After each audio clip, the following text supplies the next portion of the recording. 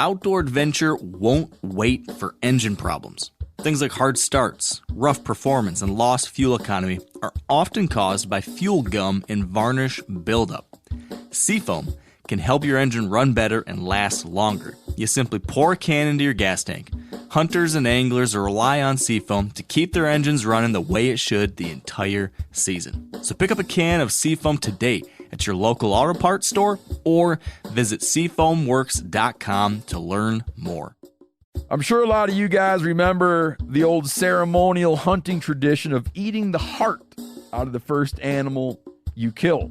Meat from those organs are among the most nutrient-rich foods on the planet. You can get those same benefits your ancestors craved via convenient daily capsules from Heart and Soil. Find out more at heartandsoil.co. And remember, use code MeatEater for 10% off your purchase. Welcome to the Wired to Hunt podcast, your home for deer hunting news, stories, and strategies. And now, your host, Mark Kenyon. Welcome to the Wired to Hunt podcast. I'm your host, Mark Kenyon, and this is episode number 37. Today in the show, Dan and I are going to be looking back at 2014 and discussing our lessons learned, greatest moments, and much, much more.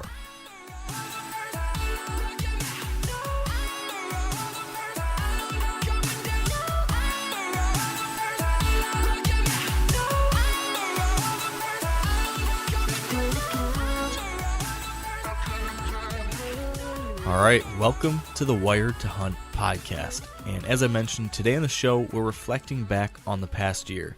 It's December 30th today, 2014, so it just naturally seems like the right time to look back at the past 12 months and then maybe do some thinking about the new season to come too. But before we do all that, Dan, how are you? I'm doing good. I'm wearing sweatpants. Thank you for that image.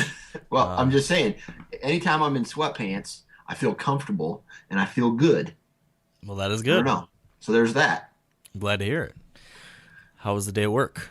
Day at work was good. Not too bad. They pulled me into the office, and in February, they want me to go to the Philippines for work. Wow. So you're there forever. For 2 weeks to 4 weeks. Wow, that's pretty substantial. Yeah. So I had to come home and talk to my wife about it, and I don't know. My wife in February is going to be March. So like 7 months pregnant, and then I got a 2-year-old at home. So we'll see. I'm leaning towards I don't want to go. Yeah, I feel like you didn't mention one of the most important things, too. I mean, February, we're talking about the beginning of shed hunting season there. Yeah. You know, I think that's something that should probably keep you home, Dan. Right. I don't think they have shed antlers in the Philippines. No, something tells me they probably don't. At least not as big as they do in Iowa. Right. And if they do, they'd probably grind them up and use them as medicine. But that's probably just a stereotype. That could be. Yeah. You know, interesting thing, though. People over somewhere on the other side of the world, they use an extract of deer antler velvet for some medicinal purposes, kind of like a growth hormone type deal. Right. Have you heard about that before? I have. Ray Lewis, yes, the football player who got away with murder, that guy. He used it I don't know because I don't think it's illegal if you're eating deer, because that tissue is the fastest growing living substance in nature. So its duplication rate is very high, and that's why, people are trying to use it to make them bigger, faster, stronger type of thing. Yeah. Pretty interesting, isn't it? Yeah. I don't think I would eat antler velvet, though, just to get bigger, faster, stronger. Just me. I don't think I would do it, but hey. Yeah. Was that your trick in college, Dan? No. My trick in college to get I got bigger. I didn't get faster or stronger, but was a lot of Bush Light. I thought that might be where you're going with this. They sold them in 30 packs, believe it or not. What an interesting concept. Mm-hmm. Oh, man. Well, glad you're having a decent day in your sweatpants. Interestingly enough, I'm in sweatpants too. So Yes. how about that? Awesome. Tell me a little bit about your day, Mark. I'll tell you what, I am freezing cold, and I can't feel my toes, and my face is really red, and I've got snot running on my nose. So, Oh, that's right. You were in the timber. yeah, I literally got in from the woods just about 5 minutes ago. So I just want to tell all the listeners, I'm going to give a synopsis of our telephone call last night. Oh, yeah? Long story short, Mark says to me, I have to hunt in the evenings and I have to hunt in the mornings because my wife is making me. So I have never, ever had that happen where it's like, you have to go hunting tonight. If my wife ever said that, I'd have to put one of my trail cameras in the house because I know that she'd probably be getting a visitor. Yeah, that might be suspicious, huh? How do I get my husband out of the house? Well, tell him he should go hunting. Maybe I should be a little concerned. You should, Mark. You should. Oh, man. No, my wife she is a little irritated with me because I have not fulfilled my husbandly duties of putting enough venison in the freezer. Typically what I end up doing every year is I hold off on shooting does on my best properties here in Michigan because I'm still trying to shoot a buck and I don't want to, risk shooting a deer and have to track it all over the property all day or something like that. So I always end up waiting till towards the end of the season. And so my wife was giving me a hard time this year because the past 2 years I waited until New Year's Eve to kill a couple does. And so she's like, this year, don't wait till the last minute. Start shooting does earlier because we always like to have at least 3 deer in the freezer to get us through the full year. Well, one thing or another has happened. I don't know if I told you all this stuff, Dan, or not, but I started trying to shoot does about 2 weeks ago. I had an issue with my gun 2 weeks ago where the hammer wouldn't lock back. This was the muzzleloader. The hammer wouldn't lock back, and so couldn't get a shot of the doe.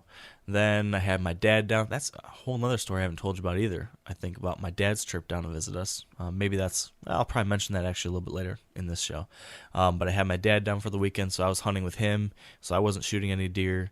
So that weekend went by, and then I went out a couple more times and didn't have a shot. And then 2 nights ago, I had a shot at a doe, and it misfired, and then the deer cleared the field.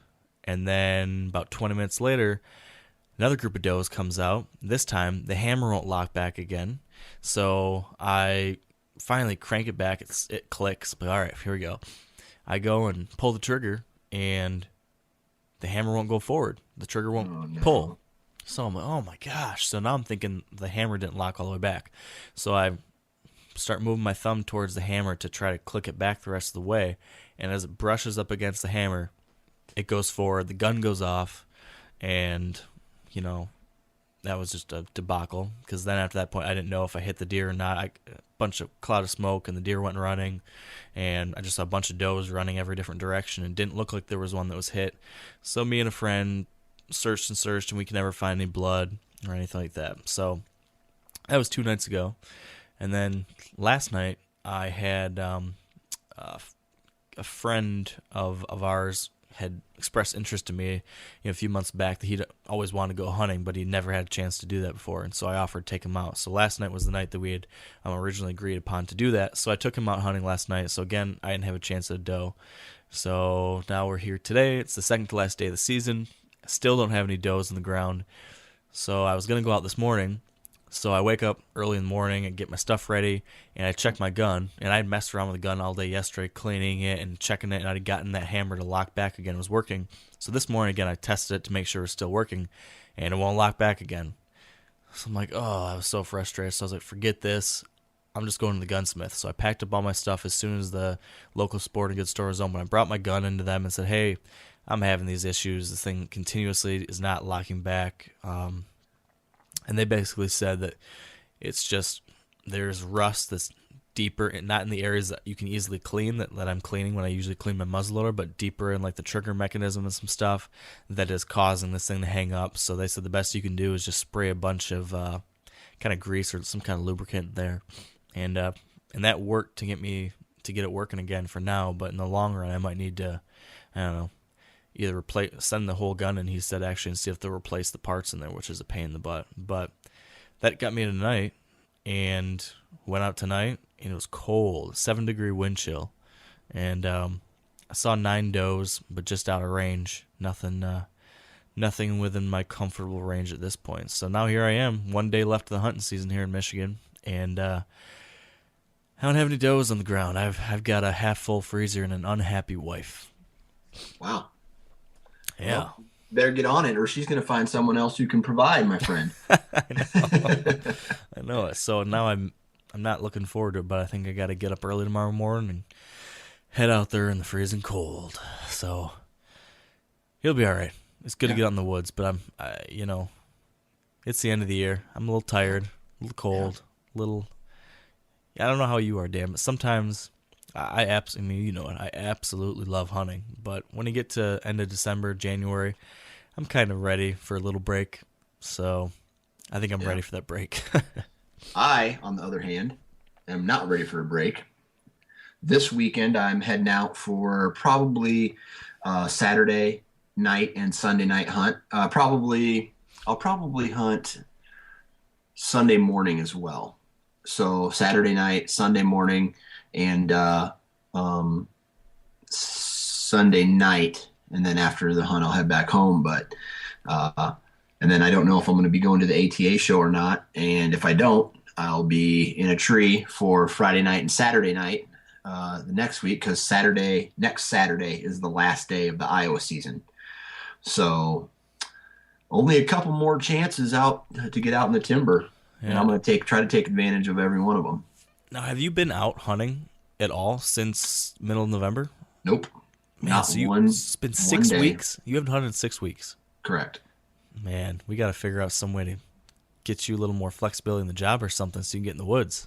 Well, I used all of my vacation for that 2 weeks vacation, and when I could have gone out and done some hunting here, but I didn't want to use my Iowa AnySex tag, which is basically your buck tag.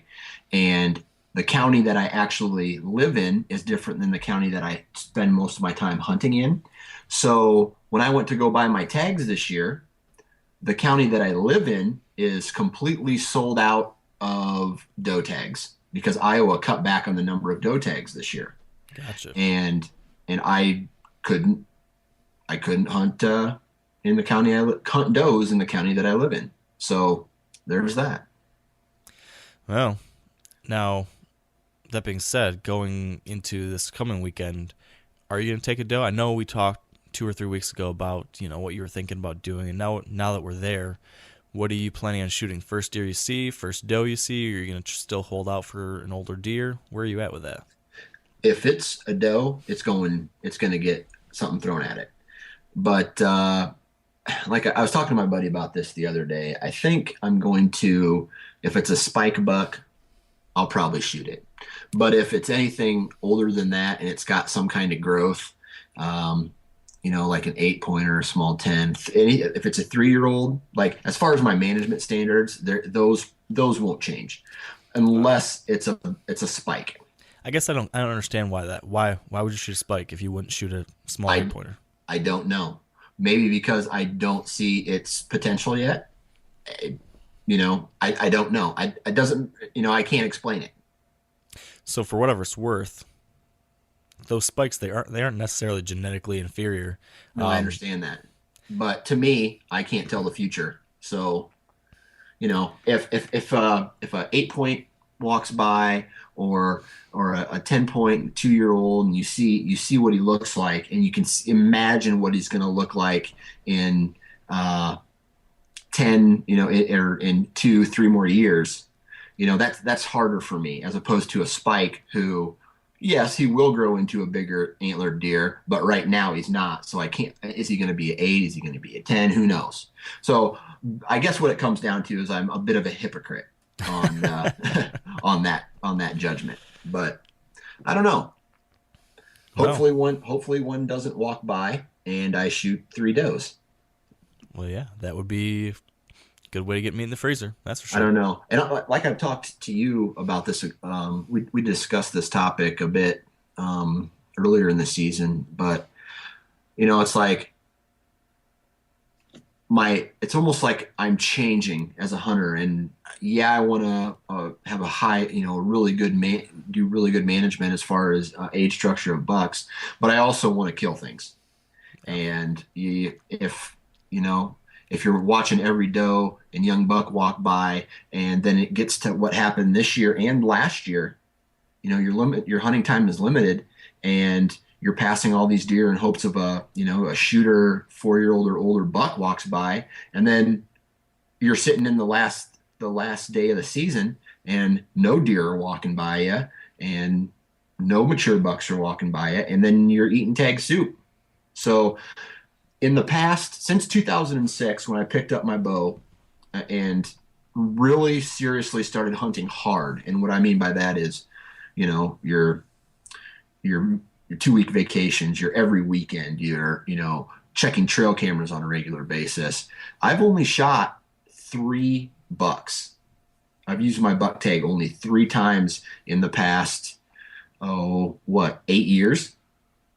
So, and then I've only shot 1, 2, 3, 4, maybe 5 does. So that's not a lot considering the amount of time I spent in the woods and for 2 or 3 years in a row, I was skunked on my buck tag. So I don't know. It's just, I guess it's a mind game with me right now. And I know that when the season starts next year, I'll be gun ho about management again. And I'm not going to shoot anything unless it's, what I deem a shooter. I don't know. I'm going crazy. Well, hey, I understand. And that's kind of what we're talking about. The whole, larger topic for today, I think, relates a lot to what we're already talking about right now, which is reflecting back on this season and then looking forward to the next season. And this is a lot of things that I tend to do this time of year too, is start having these kind of internal conversations with myself about what am I doing right, what am I doing wrong, what do I wish I'd done, what's going to be different next year. So that's kind of what I wanted to do here today.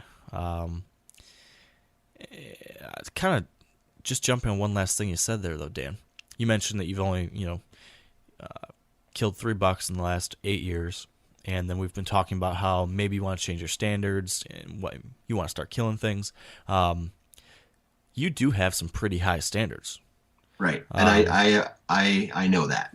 So maybe it's not necessarily a drop where you will shoot the first deer you see, but maybe you could start, being open to shoot 3.5-year-olds instead of just waiting for the 4 or 5-year-olds or something like that. And that might be able to, still be a challenge enough for you, still be, a positive management choice to a degree, but also still provide the challenge maybe you're looking for too. I don't know if you start thinking about like more incremental shifts in that at all. See, this is where it gets hard for me. I was in a tree the last day of my Iowa hunt in 2011. And I passed roughly 145, maybe 150 class 8-pointer. And he was probably a 4-year-old. And everybody gave me crap for passing that deer. Like, you should have shot him. He was a giant, whatever. The next year, he turns into probably a 170, 175, like a non-typical 10. And so that is a direct result of what, passing a deer at, when they're 3 years old in my area and watching them completely blow up into a booner. So that shooting a 3-year-old is going to be very hard for me, knowing that where I hunt, they have probably 2 more years until they have the potential to be big.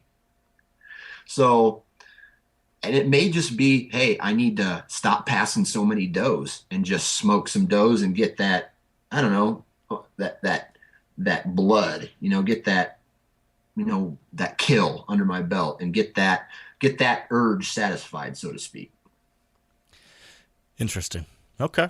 I don't know, man. Like, I have these dilemmas going off in my head, and it's weird, but it's like a tug of war, and it's like I'm pulling against a brick wall. I don't know. Yeah. Well, you've got plenty of time here in the coming months to kind of sort through that, I suppose, right? Exactly. And it'll work itself out, and I'll be right back at the same place I am at the beginning of next season. Fair enough. Well, let's take a step back now and focus on the past season, before we talk too much more about next year. And maybe start, I've been thinking the past couple of days, just kind of reliving some moments in my head. Some of the high points of the past season is, it's so crazy that we've been doing this since, I think, March or April. And there's such a build-up to the season, and as we talked about it before, and then all of a sudden it's gone, and here we are, and we're already looking back at the 2014 season. It's kind of crazy. I feel like we just started talking about our plans for the early season, but here we are. It's done. Yep. But I'm curious, Dan, what do you think has been your greatest, maybe, and define greatest however you want, but what do you think has been your greatest moment of this 2014 season? What was your high point? Now, a lot of you guys are familiar with the old hunting tradition of eating, some organ, the heart or a chunk of liver off the first animal you kill. I had that when I was a little kid, and it was a big deal. Organ meats were always prized by frontier people who knew the importance of getting a lot of different minerals and nutrients. And as often is the case, those guys were onto something, because organs are among the most nutrient-rich foods on the planet. And you can get the same benefits your ancestors craved via convenient daily capsules from Heart and Soil, made exclusively from regeneratively raised, grass-fed, and finished cattle. Heart and Soil's unique freeze-drying process means all those important nutrients are trapped in, ensuring you experience every one of the benefits of nature's superfood in a clean, convenient, taste-free capsule. Find out more at heartandsoil.co, and make sure to use code MeatEater for 10% off your purchase. That's heartandsoil.co. Use the code MeatEater. You ever get that feeling you're stuck inside staring at screens and a primal urge kicks in? You crave wide open spaces, fresh air, the chance to connect with the land. Well, maybe it's time to find your own piece of the wild, but searching for property can be a maze. That's where Land.com comes in. They got millions of listings across the country, from mountain ranches to hidden fishing holes. Their search tools are like a seasoned guide helping you narrow down what you want. Land.com isn't just about buying and selling. It's about finding a place to hunt, fish, explore, or simply sit by a campfire and listen to the crickets. So head over to Land.com today to turn one day into today, because trust me, there's nothing quite like the feeling of standing on your own piece of earth. Well, just like every past 5 years, for me, obviously getting out in the woods, seeing nature, seeing these deer interact with each other and their surroundings. But man, when my buddy Ryan comes to town, we have an absolute blast. We hunt our asses off, but just the time, like, I don't know, it sounds kind of cheesy, and guys typically don't talk like this, but the brotherhood, you know what I mean? The hanging out with someone who shares the same passion as you do, and kind of feeding off his excitement, because I know he was excited for this year. So I don't know, the anticipation is almost just as good as the hunting itself. Checking all these trail cameras and seeing all these giant deer show up, it just gets you so fired up for the season.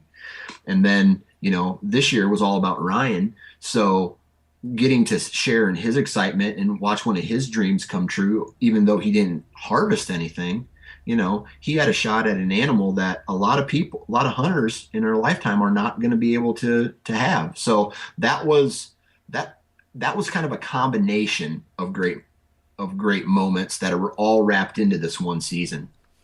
Yeah, that's awesome. I can totally relate to the anticipation factor. Like, that is such a huge thing, especially for us that are, so serious about deer hunting that we're doing something related to it almost the entire year.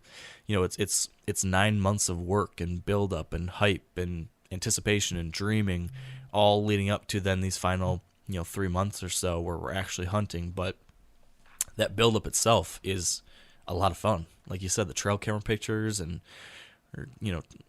taking trips down to your hunting property and doing work and stuff, all those different things are great moments too, that because you're so excited and there's so much hope and there's so much, you don't know what's going to happen during the season, and that's a pretty exciting thing. That's one of my favorite parts of the whole deer hunting year, I think, is just before the season.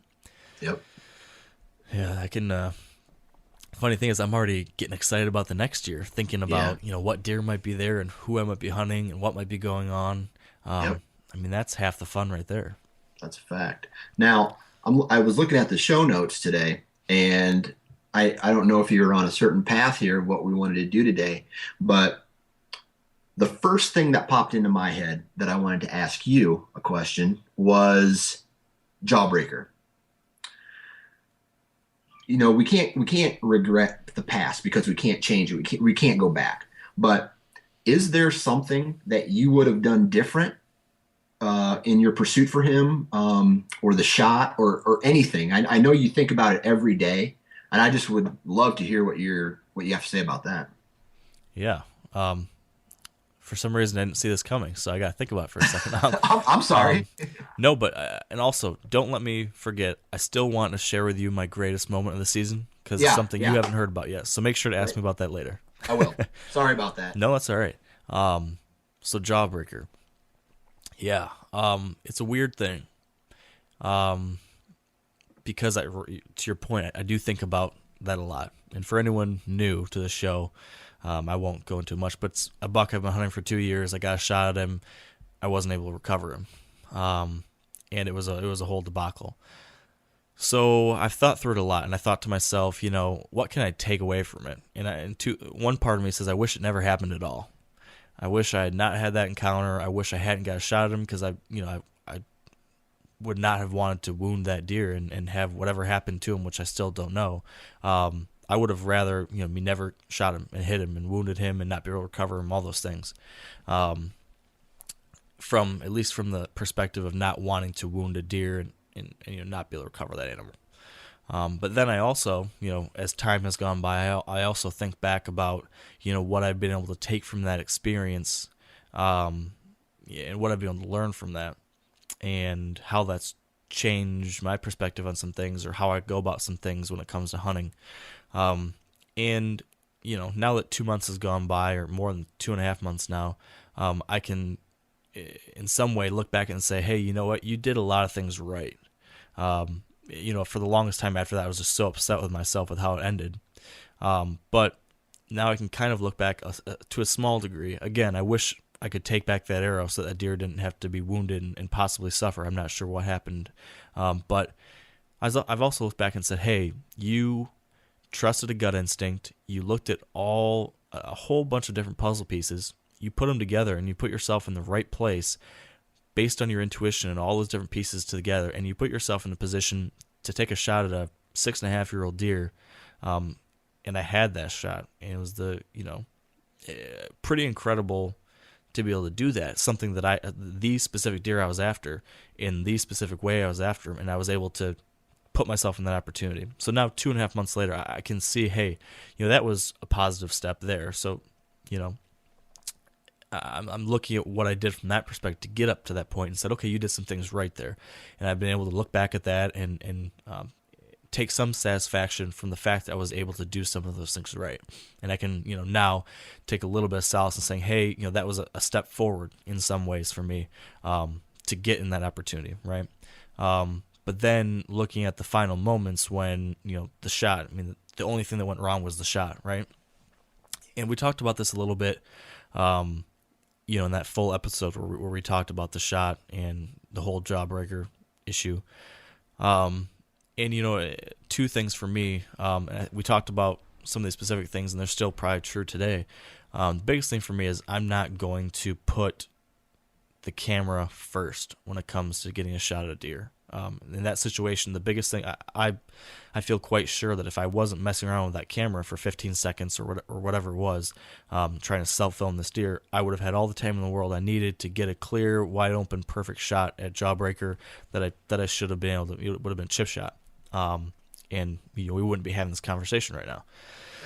So that's step number one.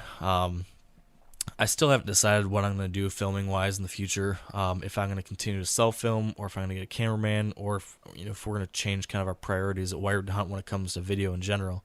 Those are some decisions I'm in the process of making right now.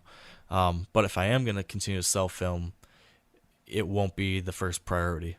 I tell my story, telling the story of my season and my experiences deer hunting, that's my job. So I need to be able to tell these stories, and part of the way to tell that story is through video. But I also have avenues such as writing and this podcast. I have other ways to tell that story. And so in the end, my ultimate responsibility is to, number one, hunt as ethically, humanely, and responsibly as possible. That should be my very first responsibility. So if I'm going to take a shot at deer, I realize that needs to be the first and most important thing I'm thinking about. Secondly, though, I do have an obligation to be able to share that story, since this is my job. And for a while there, I felt like it was my obligation. I had to get the shot on film. And previous years, I've gotten some shots at deer, and I didn't get on film, and I got all sorts of heck from people saying, "What's the point of even putting out a video without the kill shot? Why the heck? Why do I even watch this video?" And I've now decided, you know what? It is what it is. I'm not Michael Waddell. I'm not Jim Shockey. I'm not going to, be able to put out professional videos, and that's not my number one thing, because my sole obligation isn't to produce a TV show. I'm trying to have experiences and share those experiences with other people, and I have different ways I can share that experience. So I might not have video of the shots or video of some of these experiences, but I can tell the story. I can write the story, and so from a career obligation standpoint, I'm going to have to, say video is just not going to be that important, considering the fact I can share in other ways. So there's a couple things there with the whole video side of things. The final thing that I still struggle with is I still, in this case, there was a whole bunch of compounding variables that led to this, but I still rush shots sometimes. I wish I could be better at just settling in and then taking some extra seconds just to take some time and take stock of the situation. I just don't do that. I work on things. I try to get better at that. I have gotten better to a degree, but I'm still not as great as I wish I would be. And I know that gets better with time, and the more experience I have, the better I'll get with that. I've been hunting for 27, 28 years now. Well, not that much, I guess, but 20 some. But still, I get buck fever. I still get caught up in the moment. I still get pretty excited. So I just need to continue to get better, because in this case, the camera, I was messing around with the camera for 15 seconds or whatever it was. By the time I finally got the camera situated, I had to turn around, I had to grab the bow, I drew back, the peep sight didn't open, all these things happened. The deer was all the way on the other side of the clearing, and it was, you get a shot now, it's now or never, basically. And in the moment, I said, now I'm going to take the shot, and this is looks like my best possible shot. In retrospect, if I had drawn and then taken a few seconds to think more about it, I might have seen that there was, this small branch in the way, or I might have just said, you know what, it's too close for comfort. It's too likely that something could go wrong here. He's halfway behind these branches. It's better not to take the shot and not risk wounding the deer. In the moment, I didn't think about that. So I wish I had, because actually I went back to that tree stand now and sat looking, and actually where I thought that this was my last possible chance, if I'd had let him go and walk another 10 or 15 yards, he probably would have gone into another small shooting lane. So I actually probably would have had another chance. But at the time, I didn't realize it. So hindsight's 20/20. I did the best I could in the moment, and it didn't go the way I would have wanted, but I did some things right leading up to it that I can look back at now and say, hey, you did some stuff there, and then I've also did some things I wish I hadn't, and I've been able to learn from that. And because that was such a defining moment of my season, that whole situation. It really defined this year for me. And that was kind of my big trial and tribulation that I had to push through, and I hit a low point for sure as a hunter. I really grew in some different ways, and so I'm fortunate. I'm happy for that. I'm appreciative of that now, that I had to go through that, and that I am kind of who I am now as a hunter. And now I just need to go and take those lessons and move forward with them and apply them in future seasons. So I don't know. That's probably a long way to answer that question. No, but the good thing you said in there is, and this is what I feel is the most important when it comes to hunting and pretty much life in general, but learning. If you can't learn from a scenario, then you've wasted your time. That's my opinion. So if you can take away something from that failure and turn it into a learning experience, then you actually became a better hunter out of that. Even though you didn't have a dead deer at the end of a blood trail, you became a better hunter. Yeah, and I definitely think that was the case. And then I applied, some of the things that I, just talked about right there. I made sure to fix those wrongs the next time I had a chance at a deer, which was, 2 weeks later on the other Ohio buck that I, center punched, got a really good shot on him because I was thinking about Jawbreaker just before that shot. Like in my head, my thing after the whole thing with Jawbreaker was, when I'm working on a shot, just recite Jawbreaker as my little mantra, and that kind of reminds me, hey, slow down, focus on your form, take a couple extra seconds. So as that deer was stepping into range, I was kind of saying Jawbreaker in my head, just remind you, don't let that happen again, don't rush it, and I didn't.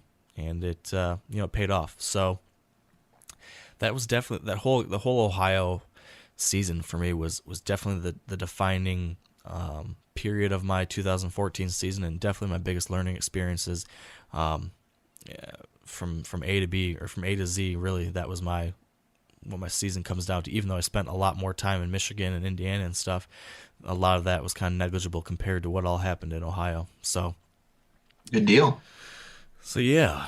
Now we got to talk about, because I so rudely interrupted, your greatest moment from the past year. Yeah.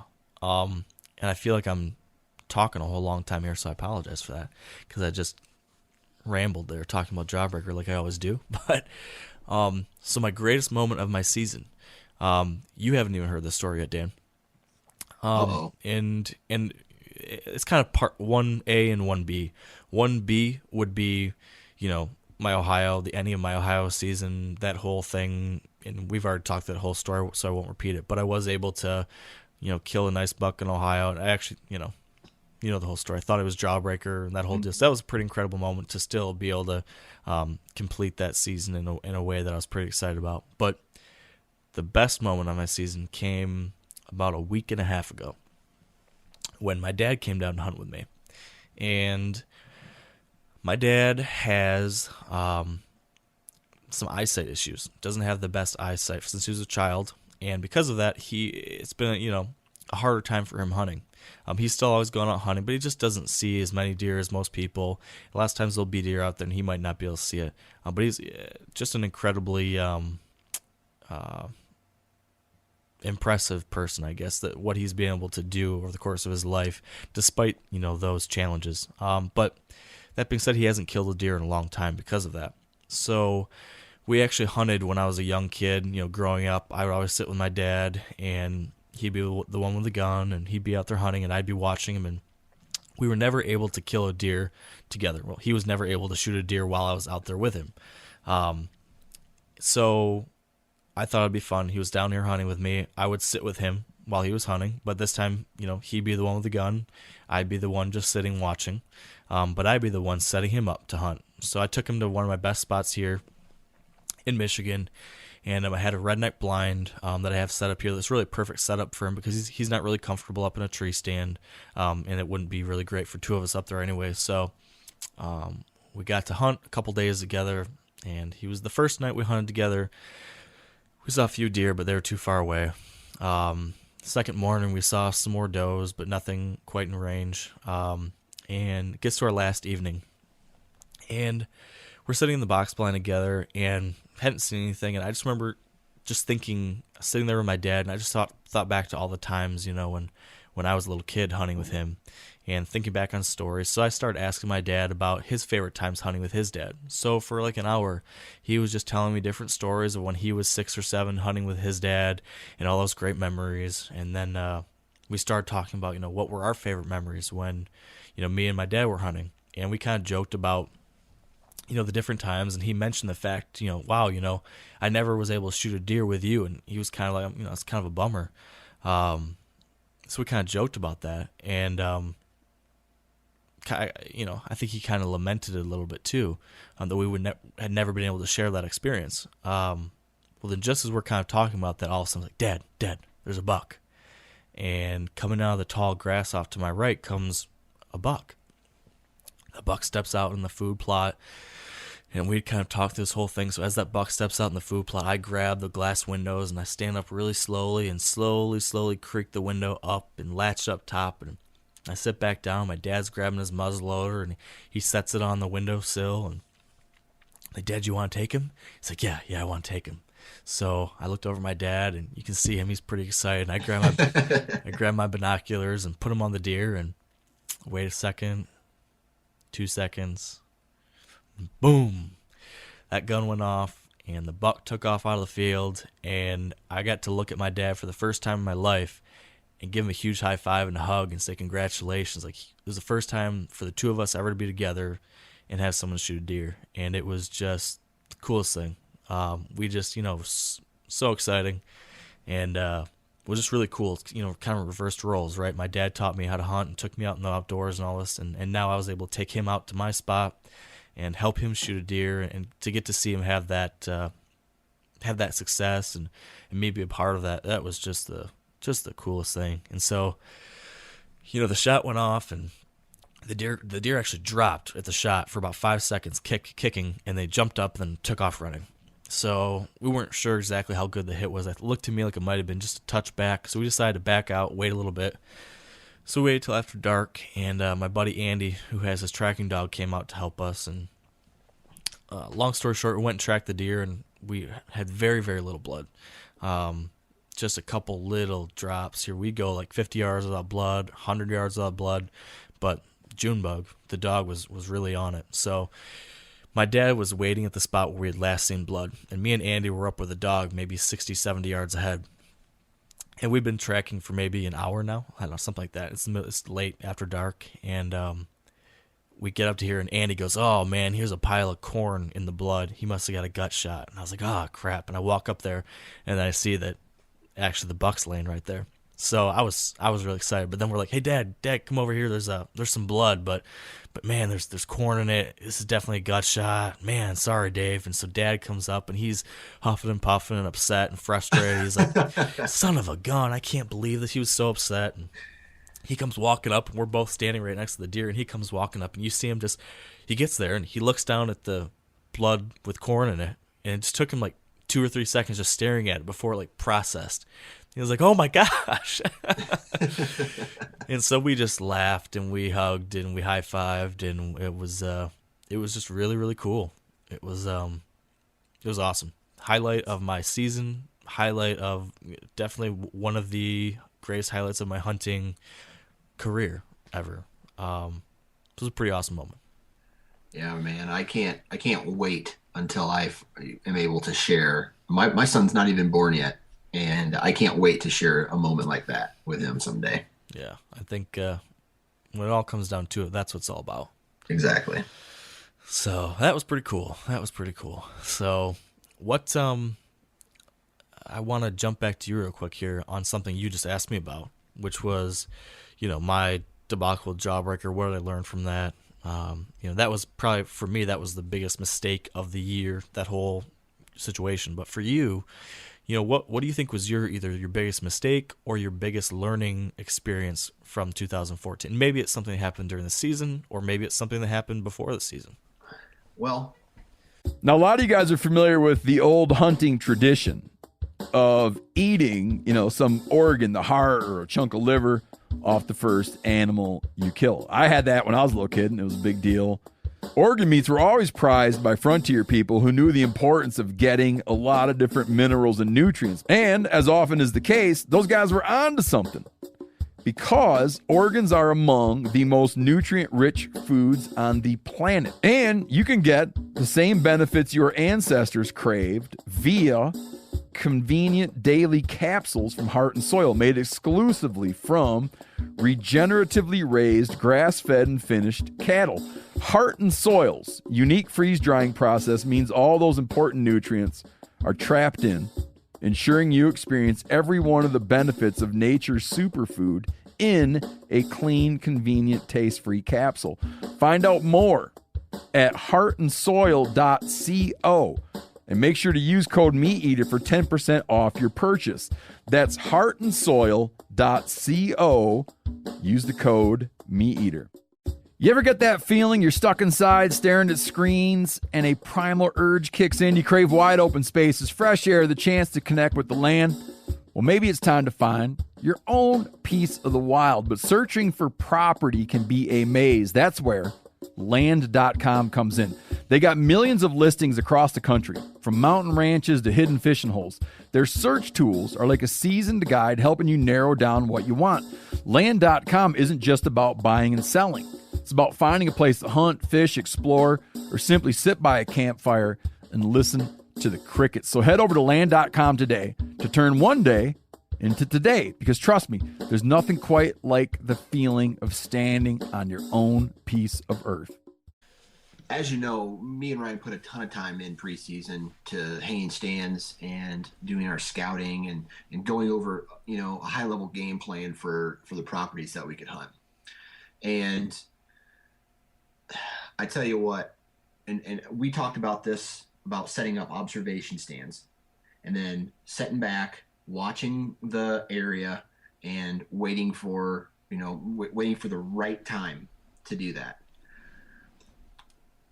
50% of the time, maybe even more, 75% of the time that we did that this year, it worked, and it worked to a T. Just what me and Ryan said all year long was, we're in the right place, but the wrong deer are coming through.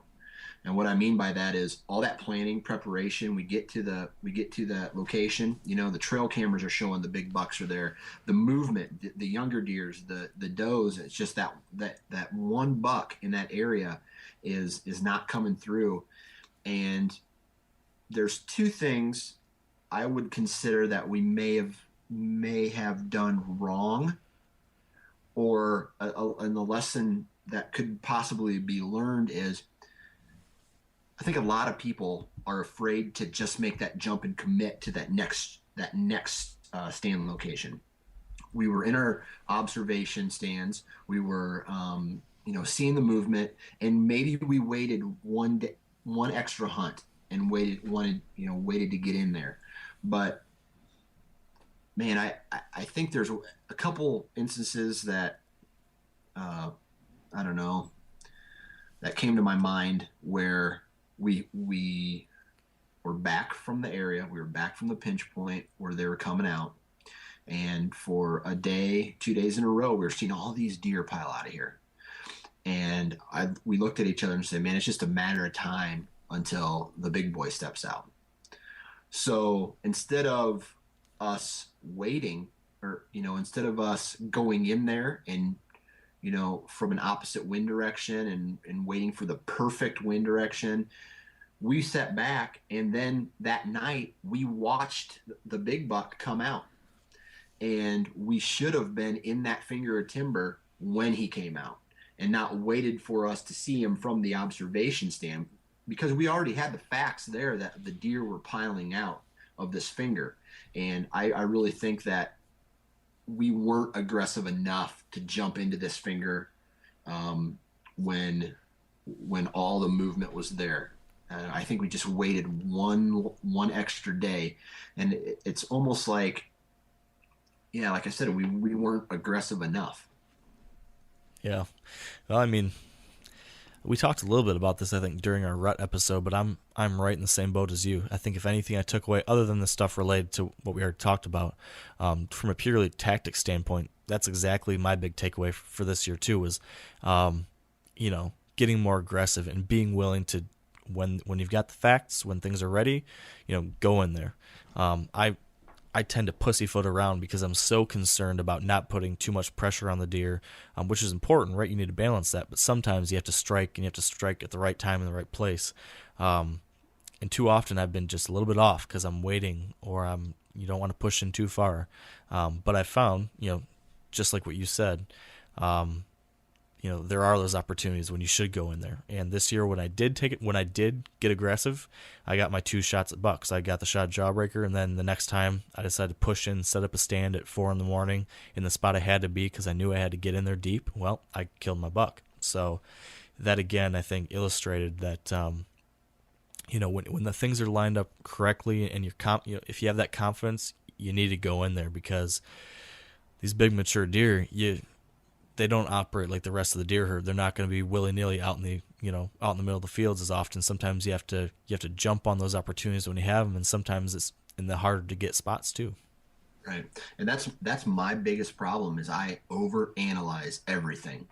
And instead of saying, all right, I'm hunting here tonight, I analyze it. I analyze everything. I analyze, opposing stand locations to where maybe this one would be better, maybe this one would be better, when I just need to commit. And that's a problem that I've been working on, and it just seems like it's hard for me to fix that problem that I have with myself. Yeah. Now, one thing we mentioned earlier this year, something you mentioned when talking about this for next year, you said you might even consider not hanging any stands at all. Instead, right. just using a portable, so that every time you go out, you can pick whatever the best spot is for that night and not feel like you are obligated to sit any pre-hung stands. Is that something you still think you want to do next year? Yeah, most definitely. Because here is the exact reasons why, and I think we talked about this on one of the podcasts already, but go out there and trim stands early and your July and your August or whatever, and trim those stand locations out, but don't leave any stands in it. Because then what I found myself in this year was I have a stand in a location in an area, and I needed to be 40 yards away, or 20 yards this way, or 30 yards this way, or 40 yards, whatever. And then you're almost committed to that area when, all I have are lone wolf tree stands and sticks. Okay. So they're easy to put on my back, and I can go in and do a run and gun setup fairly easy. And I've done enough times where it doesn't take that long. The only problem is, getting in there quietly, trimming out shooting lanes. So I have to get in earlier. But I'm used to that because that's just the way I hunt. But if I can go into these certain spots, cut out a couple shooting lanes, and then have a starting place, tear down that set, and then make my my minor adjustments from that location, I really think that's gonna help me get closer to the deer. You have to be mobile every time. It just comes back to that for me. Yeah, I think it makes a lot of sense to hunt like that in your type of situation, but a lot of work too.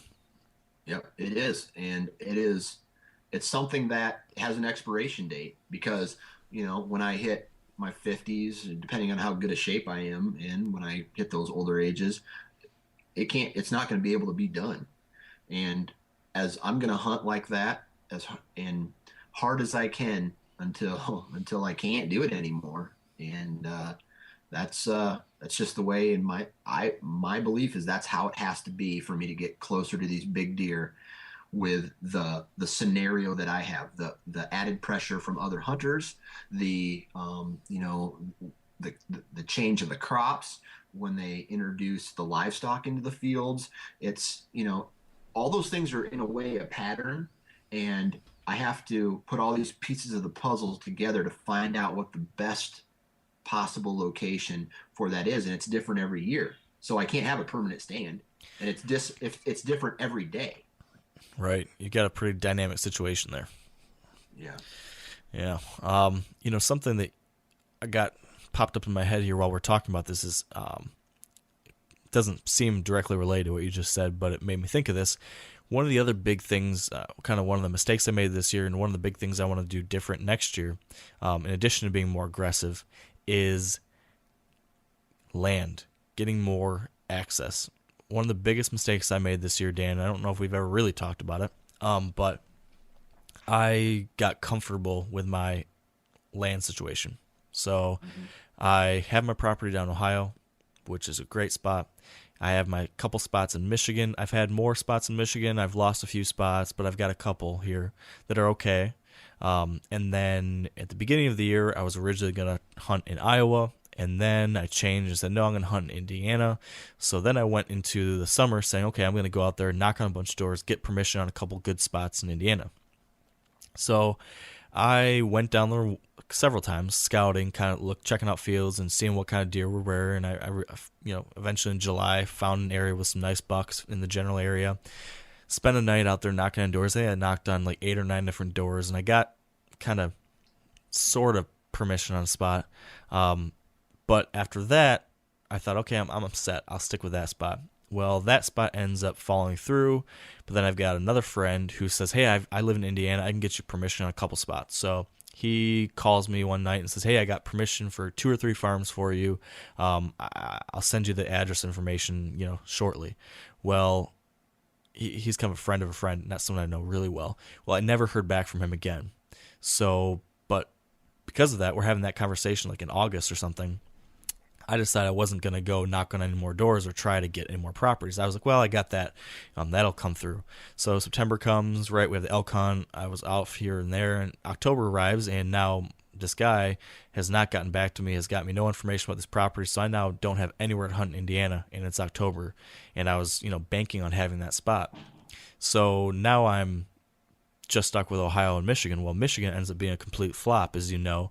I've had no mature bucks in the area at all, except for one who wasn't even that exciting of a deer to hunt. But in general, my properties in Michigan were total busts compared to how they are most years. So Michigan, essentially, as we got into October, became somewhere I wasn't really even that interested in hunting anymore for this season. So now I've just had Ohio pretty much. And I dropped the ball because I hadn't followed through on the Indiana situation and gotten permission on additional places and kept knocking on doors, and now I was stuck with nowhere to go. So, as you know, I was able to get some last-minute permission on a property in Indiana. I got to hunt down there, but I'd never been down there. I knew nothing about it. I just showed up and tried to figure some stuff out, and there was other people hunting it and a whole bunch of other things, and it obviously didn't work out at all. So, that's something I learned is I just need to, this coming year, you can never have access to too many spots. So I'm going to just tirelessly go out there and get more spots in Michigan, get spots in some other states. For me, I've kind of realized I need permission. I need to have 2 out-of-state spots for me. Michigan is just not dependable enough, at least where I can hunt, that I know there's going to be enough mature deer for me to hunt to make it worth a whole lifetime for me. So I need to have 2 out-of-state places that I can be bouncing back and forth from throughout the year to keep me busy and in the deer that I'm interested in hunting. And I just wasn't prepared for that this year. So that's a big thing for me next year is I'm not going to get into that situation again where I'm, stuck with a field tag in Ohio and nowhere else that I'm really excited about hunting. Right. And that time of year starts as soon as the season's over. Yeah. Because shed hunting a property is the key, in my opinion, to accessing it for hunting season, because a majority of people will let you go in and shed hunt and look for antlers because not a lot of other people do it. And you get to know the farmer through that, then they're more acceptable to letting you to come in and bow hunt or whatever kind of hunting you want to do. And even hunting that property for a turkey hunt. And because, more people deer hunt than turkey hunt and in my area anyway. And I just know that any chance you can get to prove yourself as a good person to these landowners, they're going to let you jump in with, let's say the other hunters that are in this area. Or on their farms. Yeah, that is such a great piece of advice, and something that's worked for me and some of my friends too, is exactly get your foot in the door with something that's not quite as, competitive. People aren't quite as worried about you going out there in February to look for antlers, and it's a great way to build that relationship. And I think we had a podcast almost dedicated to getting permission. Yes. Yeah, I think you should post that as a link on the show notes here, and you guys should take a listen to that because a lot of good information is covered in that podcast as well. Yeah, you are absolutely right. We will do that because it's such an important thing. I mean, really all these things we've talked about when it comes to being aggressive or different tactics, none of that matters if the deer that you're interested, the kind of deer that you're interested in hunting, don't live there. Right. So you got to have the land. You have to be in the right spots to even be in the game. So big takeaway there for me. So we are getting here pretty close to time, Dan. I would say, well, I'm curious for you, Dan, if there was anything, we've talked about some of our high moments, some of our low moments from the year, some things we want to do differently. For me, I start setting new goals for the next season about this time. And I start challenging myself in new ways too, different ways that I want to push myself and do some things different. So we've talked about some of those to this point. But I'm curious, is there anything that you would challenge our listeners to do next year? Because everyone listening to this, I'm sure some of you guys out there can relate to some of the things me and Dan are talking about. But we definitely want to push you guys to get better too, just as we're trying to push ourselves to grow as hunters. So Dan, is there anything that you can think of that would be worth to kind of challenge our listeners with? Oh yeah. And it's hard to do because I still find myself getting complacent in my old ways as well, especially when you're exhausted. And hunting is supposed to be this relaxing time to enjoy nature and all that stuff. But if you have high goals, there's only one way to do that. And I guess my challenge would be, don't be afraid to fail. Don't be afraid to go into an area that you think a big old mature buck is living and fail, get winded and get blown out of there. Because the only way you're going to get that mature buck is by going in there and potentially risking that. Because it's a coin toss, or it's a crapshoot, whatever way you want to think about it. In order to get to these big mature animals, you have to go to where they live, not see them, but be able to shoot them. For bow hunting, you got to be close. So my challenge is to make a move. Period. I love it. I love the idea of don't be afraid to fail, because that's something over the years I've been so. That's one of my big issues is I'm always afraid of screwing it up. So I won't risk the aggressive move because I'm more concerned about screwing it up versus, being confident in my ability to possibly pull it off. But I think that's a human flaw. Yeah. I mean, just imagine if it's like when you see a hot girl at a bar, and you're like, I'm married now, so I can't do any of that stuff. But you see a hot girl at the bar, you want to talk to her, but you don't got the balls to. This is easier because, you're not going to get rejected by a whitetail. Yeah, they'll blow and run away, whatever, but there's no humility there. None of your friends get to see that. No, but it's funny though. That's what used to happen to me at the bar too. They'd blow and run away? Well, they'd make weird noises or something like that. Man, what kind of girls were you going after? Oh, man. I don't think I meant it quite the way it sounded after I said it. But sorry, moving on. No, I think that's some really good advice. Go big or go home. Yeah. And, even those times when you do screw it up, you push in there and you spook the buck, you learn something from that because you saw, yeah, I was right. He was in here. Or, the assumptions I had about how this deer was operating, yes, I can now confirm it. And those confirmations, those sightings, even though you spooked him and maybe you don't get to kill him this year, you've just added a really important piece of the puzzle to your knowledge bank that you can apply for 20, 30 years in the future because you learned something important about that deer and how mature deer operate. So I think it's really important. We talk about this all the time, but really looking at those situations where you quote unquote fail and finding what you can learn from that. And I fail every day, or every time I'm out in the woods. You very rarely have the perfect hunt. If you kill the deer you're after in that sit on that day, that's the perfect hunt. But you don't kill a big deer or a deer you're going after every time you step into the woods. No. So you got to lose sometimes. Yeah, that's why they call it hunting and not shooting. Fact. Yep. Well, I think we could probably keep talking about different things along these lines for another. Is this going to be the first ever end of the year 2-hour episode? It could be, but I'm going to cut it off because we could talk for 2 hours. But this is going to be our first 1 hour end of the year episode for 2014, and we'll be in 2015 here soon. So real quick, yeah, I got to know this one because it's on the show notes. Funniest moment or embarrassing moment in the past year? Give it to me straight, as short as you can. Oh gosh, that's the issue. Is I wrote that and then I totally can't think of my moment now.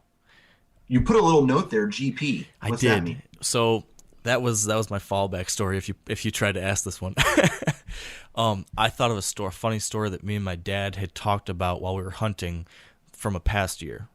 I can tell you that funny story if you still want, but I know there's some dumb stuff I did this year. I just can't remember it off the top of my head. Gotcha. But was it how you were conceived? Well, that's no, I'm not going to tell that story. But unfortunately, I do know a little bit about that. I don't really want to know. But do you have one? I don't have a good one. Tell you the truth. I got a good one. Let's hear yours because it'll be fun. So I was regular this year. And when I mean regular, I mean I had to go at the same time almost every day. Number 2, you know what I mean? Uh-huh. And I broke a personal record this year. Most poops from a tree stand without getting down. So, and that's as a cameraman. Oh my gosh. So Ryan had to witness. I guess he didn't watch me do it. He had his back turned. He could have peeked. Dude, but that poor guy. But yeah, I dropped deuce from 20 feet. That's pretty incredible. So that brings up a funny story that didn't happen to me, but one of my good buddies that I hunt with. So we're up north at my family hunting camp, and he'll probably kill me for telling this story. But he's out there sitting out in the middle of the woods, way back in the deep woods of northern Michigan, and we drink this really stiff, nasty coffee, black coffee in the morning before we go out hunting. So obviously that gets your digestive tract moving. So he's out there sitting way back in the woods, and he gets that feeling, and he's like, oh man, I gotta go. And he goes rummaging through his pack, and he realizes he forgot his TP. So in his panic, and this was like a serious situation, in his panic, he had to rip off all of his boxers except for like a little loincloth just covering a little bit and just the elastic band around the front to take care of it. And then he comes walking in, a couple hours later in the camp, and he's got this funny look on his face. I'm like, what are you smirking about? And he just kind of pulls up his shirt and just shows just all he has an elastic band hanging out over his hips. It was horrible. Yeah, I had to take off one of my layers of socks, and my feet got cold. But poopy butt is not. I mean, cold feet is better than poopy butt. Yeah, and I can't believe how do we get on this topic here? Like, how did this happen? Hey, I told a funny story. Yep. Well, well, there goes the sponsors. There goes everything. Okay. Really, there goes the whole show.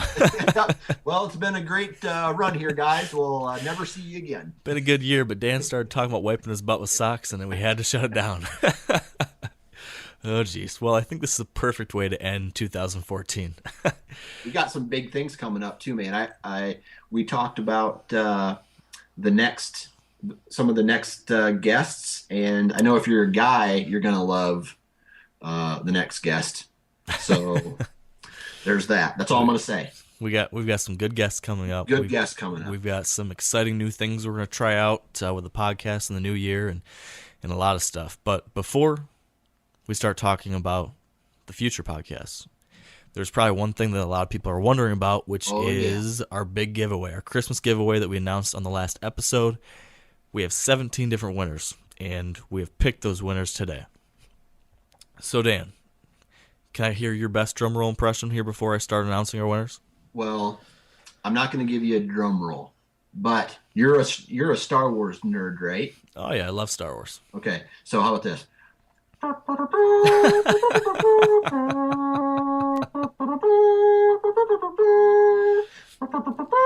Well, that's Superman, isn't it? Or is that is not super. That's not Star Wars. That's Superman, I think. Yeah. Oh well, that just tells you how much I know. Yes. Okay. Well, anyway, Superman. You could have done like a dun dun dun dun dun. There we go. Dun, dun. There Yeah, we that go. would have been it. How about we just go like this? Yeah, that's probably best. All right, perfect.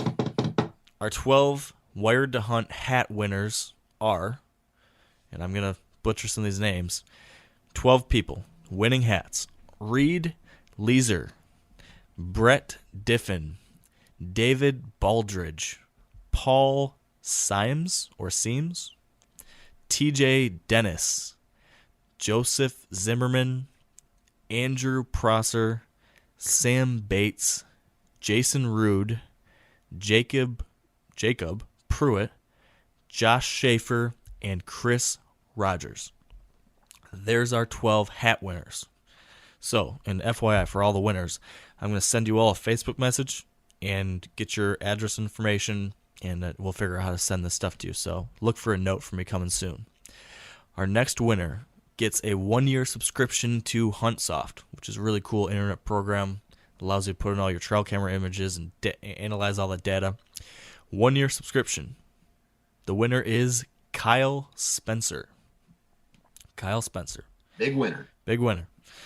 Now we've got a dozen Carbon Express Mayhem Hunter arrows. Really nice arrows. Shot them for a couple of years. The winner of a dozen arrows from Carbon Express is Lindsay. This is Lindsay Zizelman, I think, or Zizelman, or Zizelman, maybe. Something like that. So, Lindsay, you are the big winner. Next up, we've got a Big & J prize package with some of the Big & J BB Squared and their new Mineral Meltdown product. Cool stuff there. The winner of the Big & J prize package is Chris Rogers. Chris Rogers. Yes, that's the one. Big winner. Now we've got 2 final winners here. This last one here is for a Redneck T-post feeder. So this is a cool feeder for corn or some kind of attractant that you can hang on a tree or a T-post. The winner for the Redneck T-post feeder is Ruben Dort, or Dowrt. Ruben. And finally, last but not least, the winner of the Redneck Outdoors portable hunting chair, which my dad was sitting in when he killed his buck a week and a half ago. Not the one we're giving away, but a chair. The winner of a Redneck portable hunting chair is Jake Huff. Big winner. So there it is. There's our winners. 17 of you guys will be getting some pretty cool prizes here in the mail as our thank you for sticking with us this year and enjoying the podcast with us for 37 episodes. Well, and it just seems like we started this thing yesterday. I know. So as far as 2014 is concerned, I've had an absolute blast doing this. Thank you for letting me be a part of it, Mark. And I'm pretty excited for 2015. Yeah. Hey, it's been incredible. I'm glad that you were able to join us for this, Dan. It's been awesome having a co-host. And I think most importantly, we've got to thank the listeners who have. That's the big one. They've really, stuck with us through all the crazy stuff we talk about and the weird words I say over and over again, and the stories and the interesting episodes and maybe the not as interesting episodes, and for giving us great feedback and advice and sharing your stories and just being a part of the Wired to Hunt Nation. Gosh, we appreciate it. And like Dan said, this has been an absolute blast. I never expected when we launched the podcast that it would have I had no idea it would be quite so well received. We've got such good feedback, and I just got an email the other day from someone who said, it's totally changed how they hunt, and it's changed their life. Now, they might have been exaggerating, but they said that in the email. So that's kind of cool. And I keep hearing from more and more people saying, hey, what I learned on the podcast has helped me so much, helped me get a deer. Someone just emailed me today, Dan, who said they wanted to send in their success story because our late season advice from our episodes helped them kill a late season buck. So awesome. It's awesome. Yeah. I love that we're able to help people, and, we're just going to keep on doing it, and we're going to keep doing our best, and we're going to keep on getting better. And I hope in 2015, this podcast is going to be awesome. So thank you everyone out there listening. As always, be sure to visit wiredtohunt.com/episode 37 For show notes and links from today's episode, we'll have some different links to things that we've talked about. Dan, I think you mentioned that one podcast episode. We'll make sure to link that. Yep. Also, a little update that I haven't mentioned before. Right now you can listen to the podcast on the website or on iTunes on your phone or tablet. Excuse me, I'm getting the hiccups here. But you can also now listen to the Wired Hunt podcast on an app called Stitcher. And Stitcher is available on Android phones. So right now, you can listen to the podcast on your podcast app if you have an iPhone. But now, if you download the Stitcher app, which is spelled Stitcher, Stitcher, you can get that in your app store. If you've got an Android phone, you can now get the podcast right in your phone or your tablet if you're an Android device user. So that should make things a lot easier for all of you out there that don't own Apple devices. Finally, we'd also like to thank our partners who help make this show possible, who have made this such a great year. If it weren't for our partners, couldn't do this. So big thank you to Sitka Gear, Trophy Ridge, Bear Archery, Redneck Blinds, Carbon Express Arrows, Huntsoft, Lacrosse Boots, Big & J Long Range Attractants, and the Whitetail Institute of North America. So that being said, and for all of you out there who are playing along, that means time to take a drink. This is our last show of the year. So again, thank you all so much. Happy New Year, God bless, and stay wired to hunt. Outdoor adventure won't wait for engine problems. Things like hard starts, rough performance, and lost fuel economy are often caused by fuel gum and varnish buildup. Seafoam can help your engine run better and last longer. You simply pour a can into your gas tank. Hunters and anglers rely on Seafoam to keep their engines running the way it should the entire season. So pick up a can of Seafoam today at your local auto parts store or visit seafoamworks.com to learn more. I'm sure a lot of you guys remember the old ceremonial hunting tradition of eating the heart out of the first animal you kill. Meat from those organs are among the most nutrient-rich foods on the planet. You can get those same benefits your ancestors craved via convenient daily capsules from Heart and Soil. Find out more at heartandsoil.co. And remember, use code MeatEater for 10% off your purchase.